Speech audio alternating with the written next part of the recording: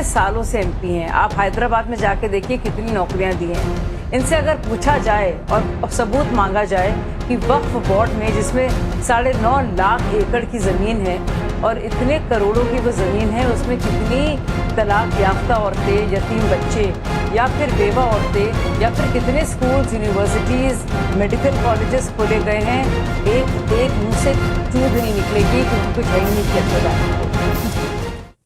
देखिए, मुझे लगता है कि भारतीय जनता पार्टी ये तय नहीं करेगी कि ऑल इंडिया मजलिस-ए-इत्तेहादुल मुस्लिमीन या बैरिस्टर असदुद्दीन ओवैसी साहब क्या करेंगे। मुझे ये बताइए, आप जेपीसी की बात कर रहे हैं, वक्फ बोर्ड की बात कर रहे हैं, वहाँ वो ऑलरेडी मेंबर है, वो बात आपकी दुरुस्त है।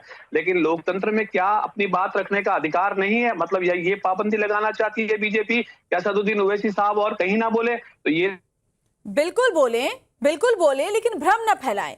देखिए, अभी तो संशोधन हुआ नहीं है। संशोधन सबकी मर्जी से होगा, सबके जो सुझाव है उसको लेकर, यहां तक कि आम लोगों के लिए भी जेपीसी ने कहा कि आम लोग भी अपने सुझाव दे सकते हैं। तो सबके सुझावों पे बात करके उसके बाद संशोधन होगा। लेकिन पहले से ही ये बात कह देना कि ये तो मुसलमानों के खिलाफ है, ये तो मुसलमानों को टारगेट किया जा रहा है, ये सही लगता है आपको, जबकि आप खुद जेपीसी के सदस्य हैं? देखिए, मैं आपको एक बात कहूँ कि असद साहब ने जो बातें कही हैं वो आप देखिए, यूएपीए के कानून के लिए उन्होंने ये कहा कि भाई ट्रिपल तलाक के ऊपर उन्होंने बात कही। तो मैं ये कह रहा हूं कि लोकतंत्र में हमारा अधिकार है, हम बात करेंगे। और अगर उनको ये लगता है कि हम नहीं कर सकते तो पाबंदी लगा दीजिए, आप लगाएंगे। आप यही तो चाहते हैं ना, देश में लोकतंत्र न रहे, सिर्फ मोदी तंत्र चले, वो चाहे वो हो। असदुद्दीन ओवैसी साहब अगर बात करें दलितों की, मुसलमानों की, तो आपको पेट में दर्द होगा भारतीय जनता पार्टी के लोगों को। तो इसका तो हमारे पास कोई इलाज नहीं है, हमारे पास अपना आईन है और हमें ये दरअसल आपके पास उस बात का जवाब ही नहीं है कि ओवैसी जब जेपीसी में है तो उनको बाहर बोलने की जरूरत क्या है, जब वो अपनी बातें जेपीसी के अंदर रख सकते हैं। अभी तो संशोधन पर बातचीत ही चल रही है। शाजिया अलमी जी, ऐसा लगता है कि फैसला कोई भी हो, मुसलमानों के हक में ही क्यों ना हो। श्वेता जी 10 सेकंड। हाँ, अब सवाल ये है कि ये सवाल तो मोदी जी से भी पूछा जाना चाहिए कि जब वो खुद सर्वे सर्वा है देश की सरकार में, उसके बावजूद भी जब वो ये कहते हैं कि बहनों के गले से मंगलसूत्र छीन लेंगे, तो छीनने के बजाय कानून बना देते। समझ गए मैं आपकी बात, और जो मैं आपकी बात समझ रही हूँ उसी से जुड़ा हुआ सवाल शाजिया अलमी जी से। शाजिया अलमी जी, ऐसा लगता है कि मोदी सरकार को मुसलमानों के विरोधी बताने का एक पूरा नैरेटिव सेट करने का खेल चल रहा है। फिर चाहे हम सीए की बात करें, ट्रिपल तलाक की बात करें, एनआरसी की बात करें, अब वक्फ बोर्ड संशोधन की बात करें, कुछ भी ऐसा फैसला जब आता है जो कि बेहतरी के लिए होता है, खासतौर पर मुस्लिम समाज की महिलाओं के लिए, बेटियों के लिए, गरीब तबके के मुसलमानों के लिए, सीधे कोशिश ये रहती है कि मोदी सरकार को ही मुसलमानों के खिलाफ बता दो। एक नैरेटिव सेट करने की कोशिश हमेशा हमने देखी है। शाजिया, दरअसल सच तो ये है कि खुद ओवैसी जी और उनके जैसे और लोग जो बाकायदा, चाहे वो all India Muslim law board के हों या जो अपने को धर्म का ठेकेदार मानते हैं, पैरवी करते हैं, उन्होंने मुसलमानों के खिलाफ किस तरह से काम किया है और उनका विरोध किया है, सबके सामने है। क्या एक कोई मुसलमान औरत कोई कम मुसलमान होती है? क्या तलाक़े बिद्दत को ख़त्म करना, जो कुरान का हिस्सा भी नहीं था, कुरान शरीफ में उसका जिक्र भी नहीं है, और बिद्दत का मतलब इनोवेशन है, तो क्या कुरान के सम्मत बात करना, कुरान को मद्देनज़र बात रखना, वो भी क्या किसी तरह से मुस्लिम विरोधी है? तो ओवैसी जी की एक एक बात में झूठ झलकता है। और देखिए, इतने सालों से एमपी हैं, आप हैदराबाद में जाके देखिए कितनी नौकरियां दी हैं। इनसे अगर पूछा जाए और सबूत मांगा जाए कि वक्फ बोर्ड में जिसमें 9.5 लाख एकड़ की ज़मीन है और इतने करोड़ों की वो ज़मीन है, उसमें कितनी तलाक याफ्ता औरतें, यतीम बच्चे या फिर बेवा औरतें या फिर कितने स्कूल्स, यूनिवर्सिटीज़, मेडिकल कॉलेजेस खोले गए हैं, एक मुंह से चूं भी नहीं निकलेगी क्योंकि कुछ है ही नहीं बताने को। और सब जानते हैं सीए को लेकर उन्होंने क्या किया था, किस तरह से मुसलमानों को डराया था। तो दरअसल अगर कोई मुसलमानों के खिलाफ लगातार सालों साल से काम कर रहा है तो वो पार्टियां हैं जो अपने को सेक्युलर कहती हैं। मुसलमानों को बेवकूफ़ बनाओ, जहालत में रखो, उनके लिए उनको पढ़ाई लिखाई के अवसर ना दो।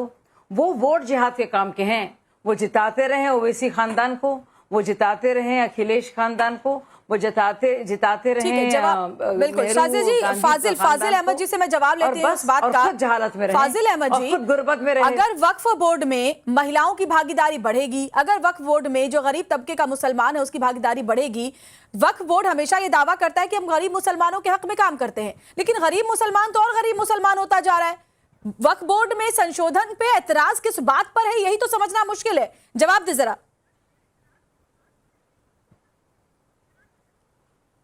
पा रहे हैं कि वक्फ बोर्ड है क्या, और आपको भी स्टडी की जरूरत है। वक्फ बोर्ड आप बता दें। अब सुन लीजिए, अल्लाह ने हम लोगों से कहा, मुसलमानों से, नबी ने हमारे कहा कि अपनी जमीनें तुम दान करो। दान करो तो वो जमीन बेची खरीदी ना जाए, उसका फायदा उठा सके। तो जो भी लोग अपनी जमीन को दान करते हैं वो अल्लाह के नाम दान करते हैं। अच्छा। यानी अल्लाह है तो जमीन पर कोई इंसान ही नहीं है तो वो खरीद बेची हो मैं जाए। आपको कुछ एग्जांपल्स दूं। सुन लीजिए फाजिल साहब, मैं आपको कुछ एग्जांपल दूं। अभी हाल में 7 दिन पहले आया है कि बिहार में कैसे हिंदू बहुल एक पूरा इलाका है, उसको वक्फ बोर्ड ने अपनी जमीन बता दिया। इससे पहले राजस्थान में मुस्लिम परिवार के खानदान, कितने खानदान उस जगह रहते थे, उनको अपना बता दिया। मेरे पास तो पूरी लिस्ट है जिसमें मैं आपको बता सकती हूँ फर्जीवाड़े कितने किए गए वक्फ बोर्ड के जमीनों के नाम पर। आपने जो बात कही, ये कई दिन से चैनल पर हम लोग सुन रहे हैं, ये व्हाट्सएप यूनिवर्सिटी का ज्ञान है आपका। कैसी बातें करते हैं? हम न्यूज चैनल पे व्हाट्सएप यूनिवर्सिटी का ज्ञान नहीं चलाते, खबर की बात कीजिए। क्या करें? तो आप कुछ भी बोलेंगे तो मैं नहीं सुनूंगी। नहीं सुनिए ना, आपका चैनल है, आप मत सुनिए, लेकिन अगर जानना चाहते हैं तो कुरान शरीफ में ये भी लिखा है कि झूठ नहीं बोलना चाहिए। कुरान शरीफ में झूठ के खिलाफ जो है बहुत सच कहा गया है, तो कम से कम झूठ तो ना बोलिए। नहीं संगी है ये, नहीं, अल्लाह ताला की बात कर रहे हैं आप, और झूठ बोल रहे हैं खुलेआम। सेवा गई थी वहां कुछ बनने के लिए, अब इनको वक्फ बोर्ड भी गलत लग रहा है। यही तो आपको दिक्कत है ना कि मुस्लिम महिलाएं कुछ बनती हुई आपको देखी नहीं जाती। बड़ी बड़ी बातें दिक्कत इसी बात की है फाजिल साहब, मुस्लिम महिलाएं कुछ बन जाए आपको देखा ही नहीं जाता, आपको हजम ही नहीं होता। यही तो दिक्कत है आपके साथ। की जमीन सुन लीजिए, वक्फ बोर्ड की जमीन किसी मुसलमान की नहीं होती है, न किसी हिंदू की होती है, वो वक्फ बोर्ड की होती है। वक्फ बोर्ड जिस पर हाथ रख दे वो उसकी हो जाती है। सुन लीजिए, बड़े बड़े उद्योगपतियों के घर, बड़े बड़े भाजपा नेताओं के घर और कई दूसरी पार्टी के नेताओं के घर भी वक्फ बोर्ड की जमीन पर बने हुए हैं।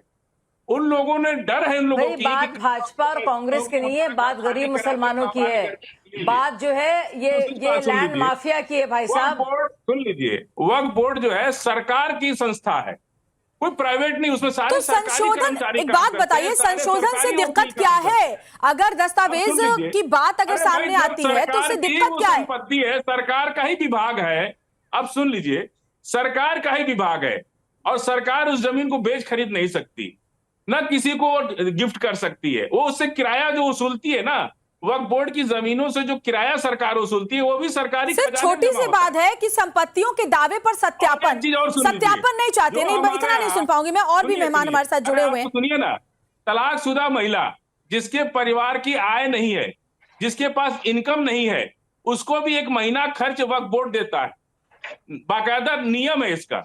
ऐसा नहीं है जो तलाकशुदा महिला या मतलब वक्फ बोर्ड जिस पर हाथ रख दे वो वक्फ बोर्ड का हो जाएगा, और इसको धार्मिक आजादी का नाम दे करके असीमित शक्तियां जो वक्फ बोर्ड की है वो चलती रहे। आपको इस बात से दिक्कत है? विजय शंकर तिवारी जी, विजय शंकर तिवारी जी, सवाल मेरा वही है कि ऐसा लगता है कि कोशिश, देखिए सुनिए, नहीं हो गया, आती हूँ मैं आपके पास। विजय शंकर जी, जेपीसी के अंदर है ओवैसी, जहां वो अपनी बात जो भी उनको एतराज है संशोधन को लेकर उसमें रख रहे हैं, लेकिन बाहर आकर के फिर वो मुसलमानों को ये कहते हैं कि मोदी सरकार मुसलमानों को टारगेट कर रही है, मोदी सरकार मुसलमान विरोधी है। जितने फैसले लिए गए हैं मुस्लिम महिलाओं बेटियों के हक में, उतने फैसले तो मुझे याद नहीं आता कि पहले कभी लिए भी गए हैं। बावजूद इसके एक नैरेटिव सेट करने की कोशिश हो रही है सरकार के खिलाफ।